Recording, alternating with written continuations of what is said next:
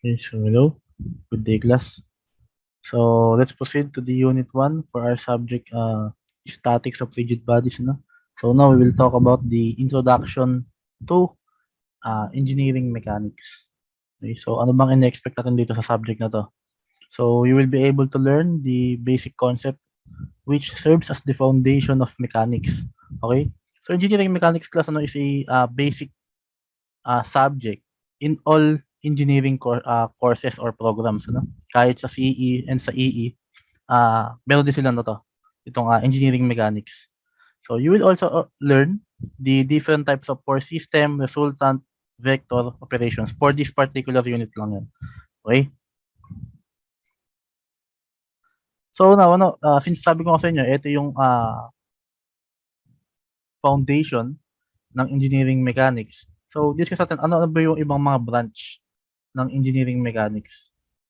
Okay, so take a look at this diagram class, no? So engineering mechanics is divided into two. We have the mechanics of solids, okay?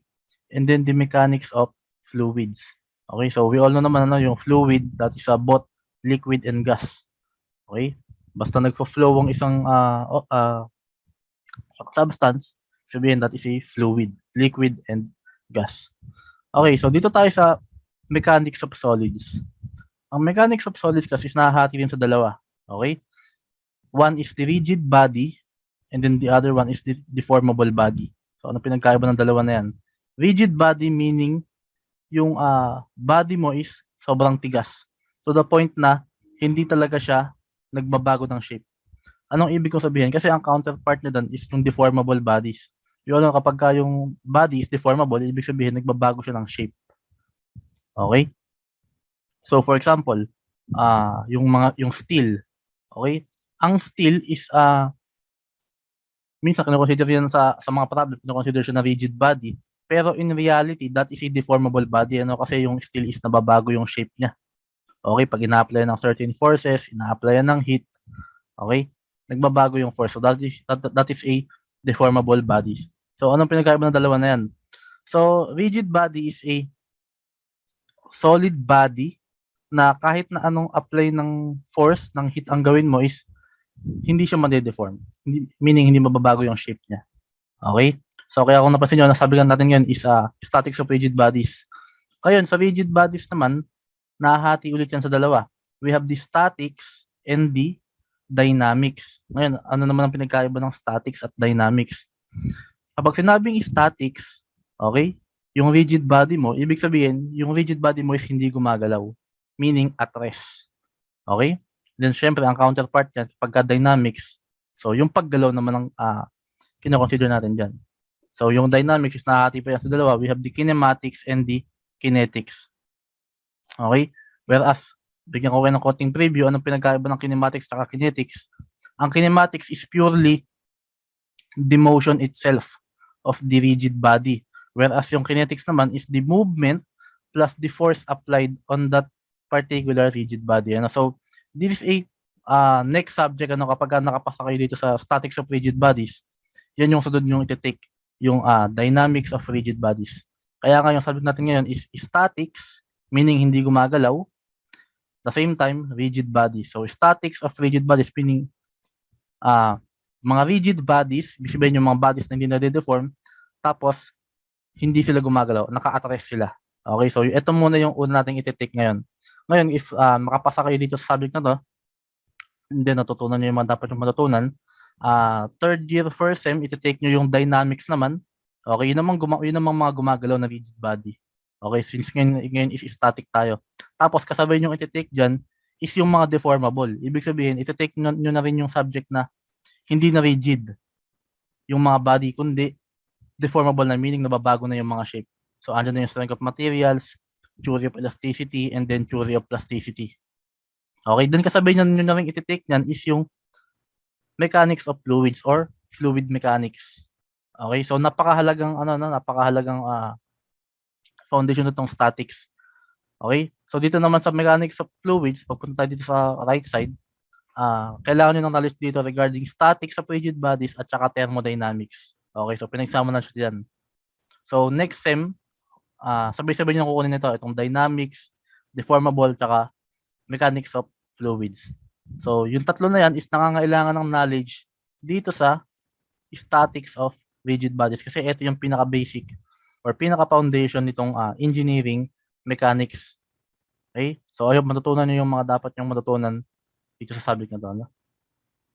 Okay. So, let us proceed. So, ayan, dinipayan natin kanina, what is a rigid body? So, a rigid body is defined as a definite amount of matter where every part is in a fixed position relative to one another. Meaning, pag fixed position yung amount ng matter, okay, so every part, ibig sabihin, hindi siya nagagalaw, ibig sabihin, hindi siya magde-deform. Okay?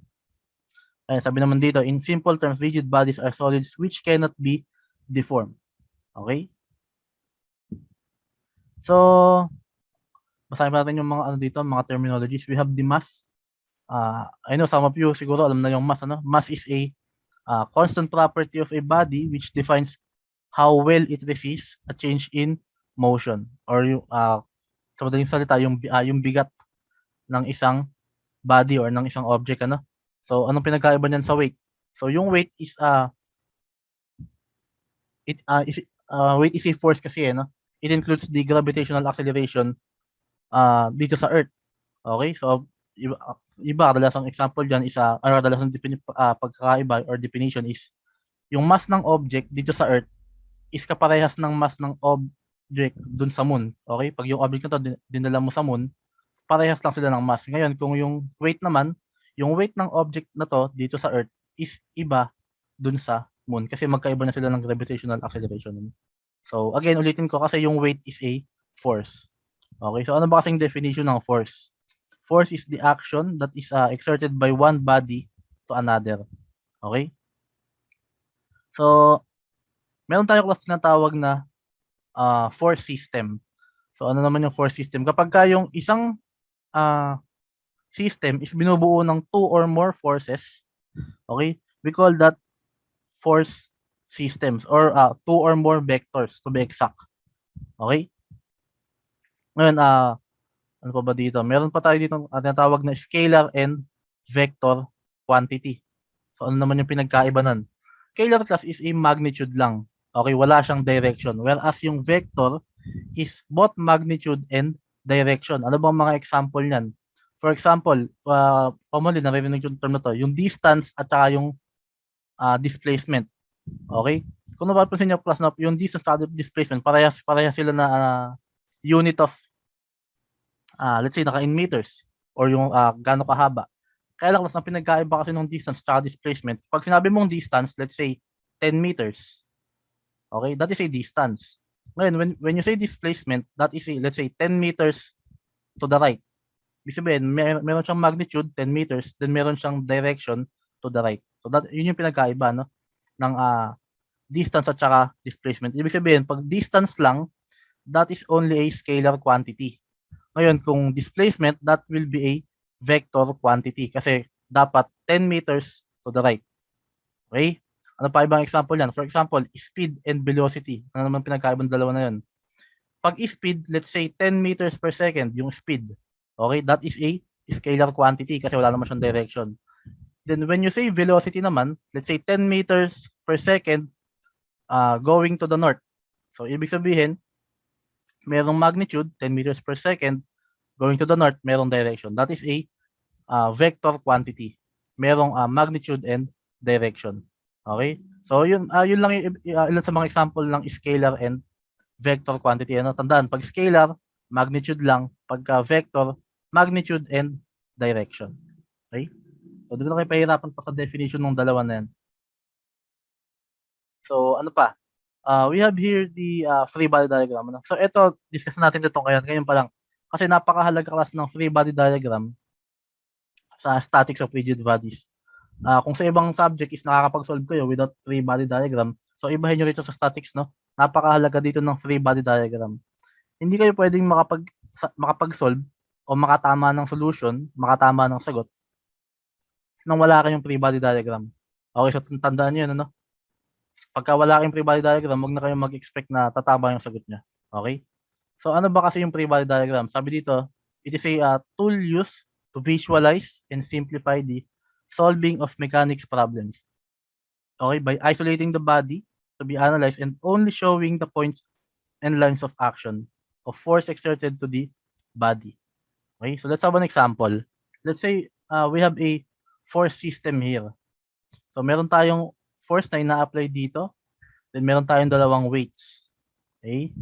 Meron tayong weight 1 and then weight 2. Okay? Pag ito ginawan mo siya ng free body diagram, ano gagawin mo? Pwede mo siyang i-cut dito sa part na 'to. Okay, dito sa part na 'to. At saka dito sa part na 'to. Ayan, pwede mo siyang i-cut diyan. Ngayon pagka kinat ko siya dito at saka dito, ano mangyayari sa kanya? Magiging ganito na siya ngayon. Okay? Yung part na kinat mo is mapapalitan ng arrow which represent the force that will be applied on that particular line. Okay? So yung chord na 'to is mapapalitan ng force T. Then ito naman is mapapalitan ng weight 2. Okay? So bakit naging force T lang? Kasi hindi naman tayo dito nag-cut eh, no? Kung napansin nyo kasi, kung ano yung force dito sa weight 1, yun yung force dito sa ibig sabihin yung T is tension eh. Okay? So that is a tension force. Yung nandito, kaya siya kinat dyan. Tapos ito yung force na i-apply mo para ma-maintain yung equilibrium ng system. So ganun gumawa ng free body diagram, no? You have to isolate the system. I-cut yung kailangan i-cut para mapalabas yung force. Ang mahalaga kasi na malaman nyo rito sa free body diagram is nasaan ba yung mga forces? Saan yung direction nila? Okay?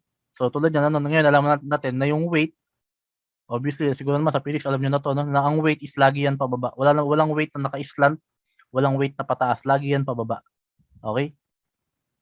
Then ito naman is kaya bakit siya pataas kasi yung meron tayong pulley dito. Although yung weight dito is pababa.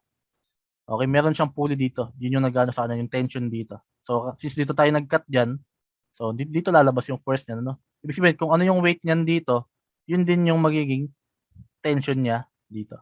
Okay? So I hope na gigets niyo yung ibig kong sabihin. So that is how we draw a free body diagram. Okay, so let's talk about the resultant forces. Okay, so maraming paraan class kung paano makakuha ng resultant force ng isang force system. So isa na nga diyan is yung parallelogram law. By the way, ano ba yung resultant force? Ang resultant force class is, let's say nagkaroon kayo ng maraming force na naiact sa isang area or sa isang system, and then kapag yung lahat ng force na in-apply nyo is pinagsama-sama nyo, okay? Not totally addition, not totally multiplication. Yung resultant force is yung summation ng pinagsama-samang force dun sa force system. Okay? So tulad na to sa drawing, ano? We have here force F and then force T. Ngayon, how do we get the resultant force for this particular force system? So marami nga tayong method dyan, ano? Isa na nga dyan is yung parallelogram law. Okay? So how do we use this parallelogram law? Sabi dito, the resultant of two vectors can be obtained by making a parallelogram using the two vectors as the two sides of the parallelogram. So ibig sabihin, alam niyo naman siguro definition ng parallelogram, no? We have the four sides. Okay? So kailangan dito two sides are equal. Okay? So if meron tayong force F na ganito yung direction na dapat yung tatapatan mo siya dito ng ganitong force. Okay? And then etong force T, tatapatan mo siya ng ganitong force. So, dapat same angle, ano? So ito yung kakalabasan niyan. Ayan. So ito yung force F, ito yung katapat niya. Kumbaga gagawa ka ng parallelogram na shape. So ito naman yung force T. Okay? And then pagka nakagawa ka ng parallelogram class, ngayon pwede mo nang pagkonektahin yung dalawang yung vertex at saka yung opposite angle. So dito sa point A, yung vertex nila, konekta mo siya diagonally dun sa other point. Okay? So yun na ngayon yung magiging resultant force.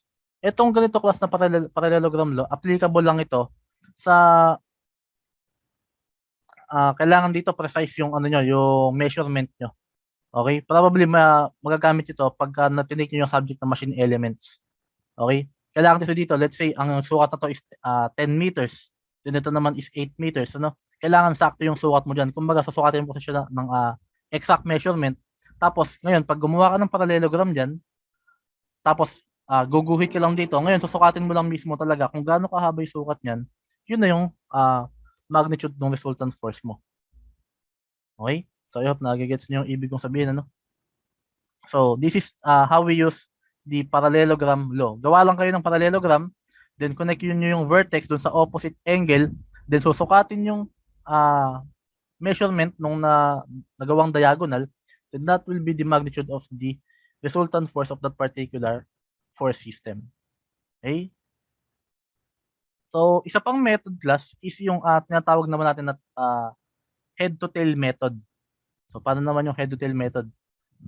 Balikan natin ito. Let's say, we have this, again, particular force system. By the word itself, head-to-tail, ibig sabihin, you have to connect the head and the tail of the vector.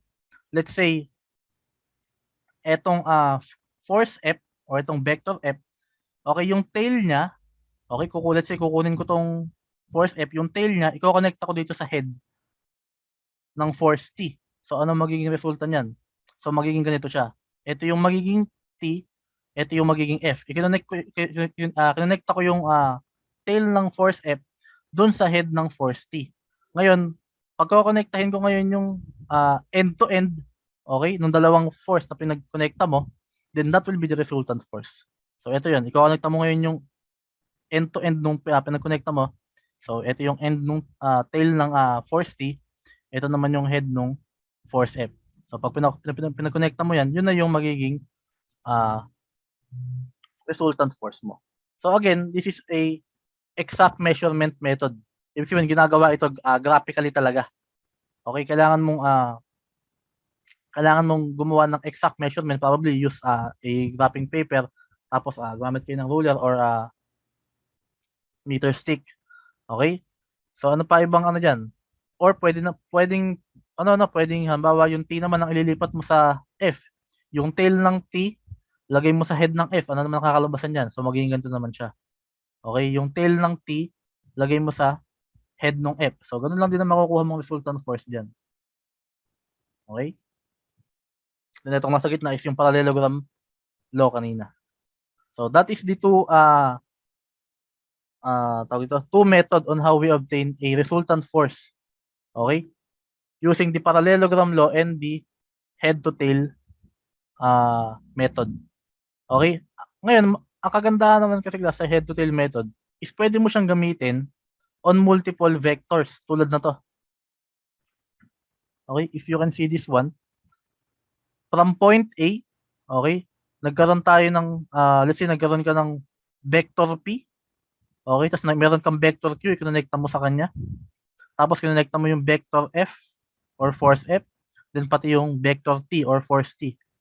So, ito yung isang advantage ng head-to-tail method. No? Ngayon, pag pinag-connecta mo yung starting point mo, yung point A, at saka yung final point dito sa head ng force T, that will be your resultant force.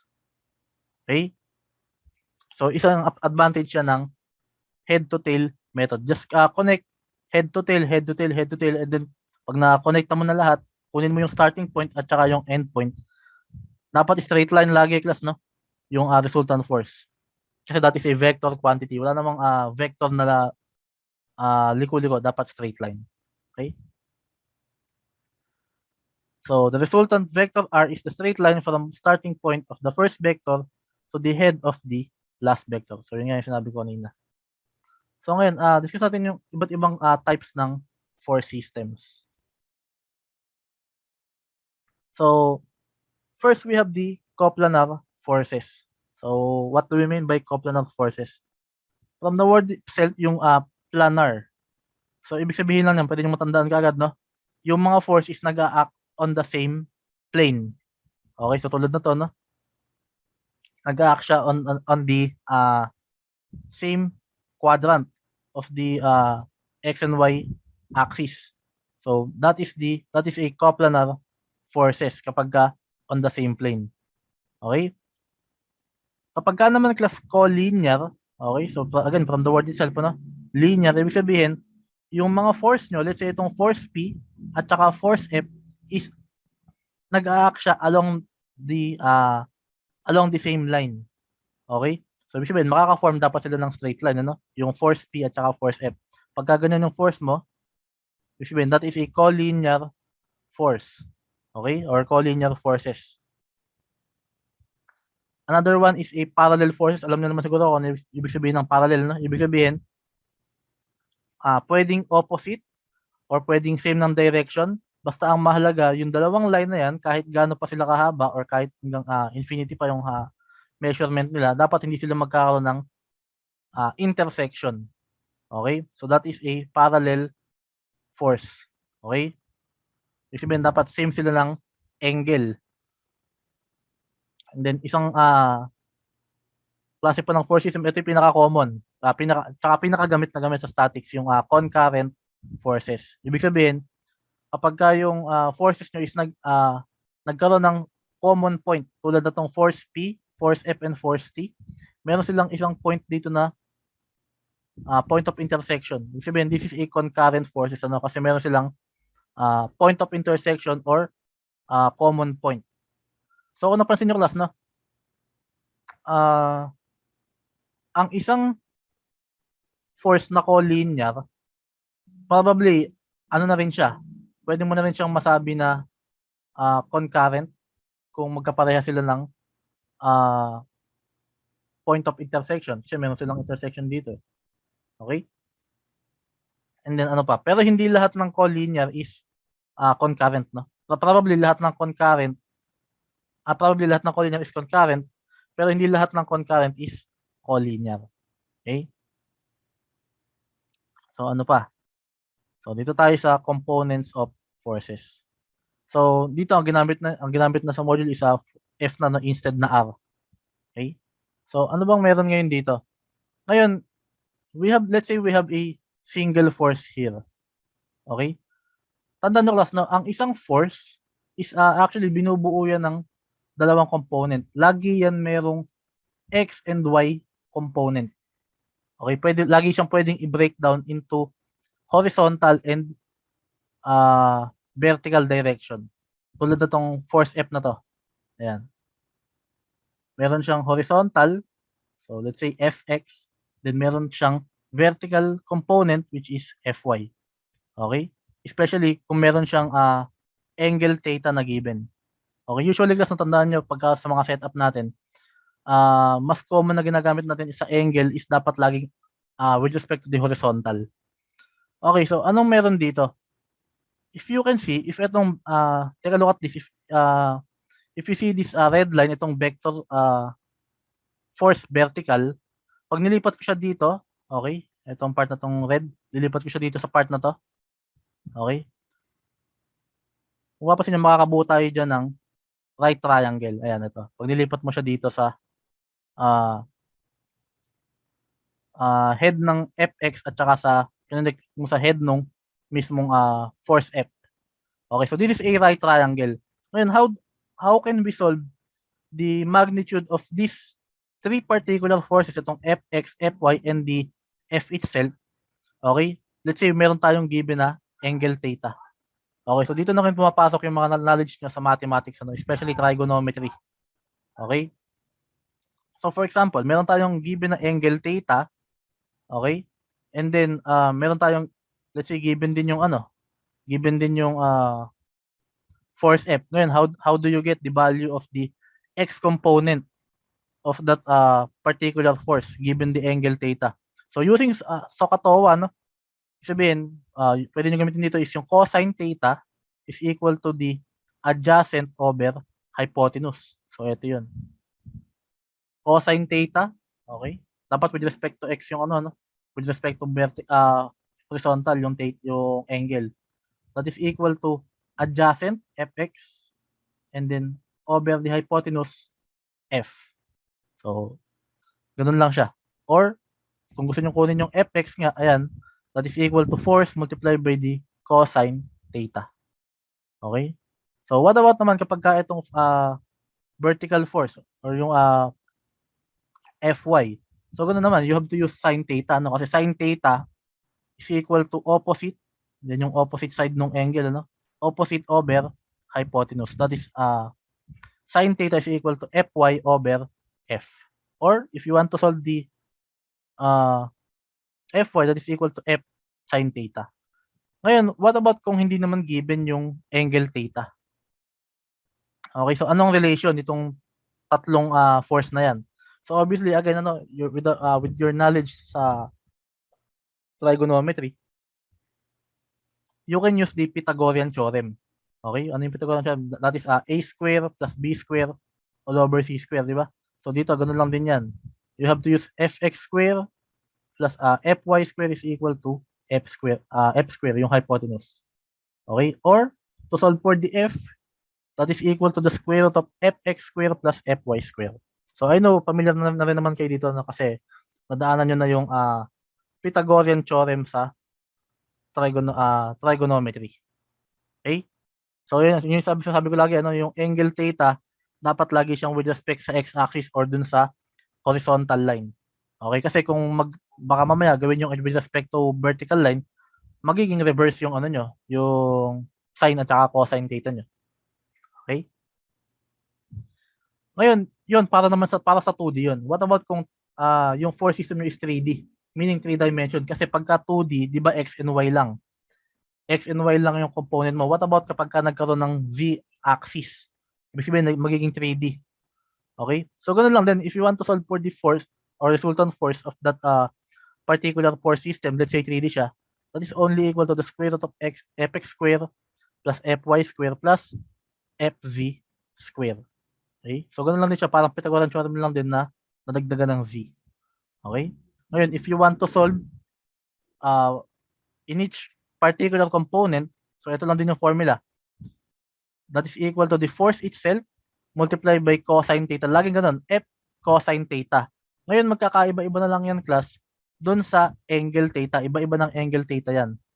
Kung gusto mong masolve yung force dun sa x, dapat yung gagamitin mong angle dito is yung angle with respect dun sa x-axis. Okay? Pagka naman gusto mong masolve yung force dun sa y, dapat ang gagamitin mong angle dyan is yung angle with respect dun sa y-axis. Okay? Kung gusto mong masolve naman yung force sa z, dapat ang gagamitin mo naman dun is yung angle theta with respect dun sa z. So yan, nakanote naman siya dito. Okay? So, I think that's all for today muna. Medyo marami na akong nasabi dun. Itong next topic will be ito na yung mga solving kasi. So this will be discussed on the next video na lang. So keep safe everyone.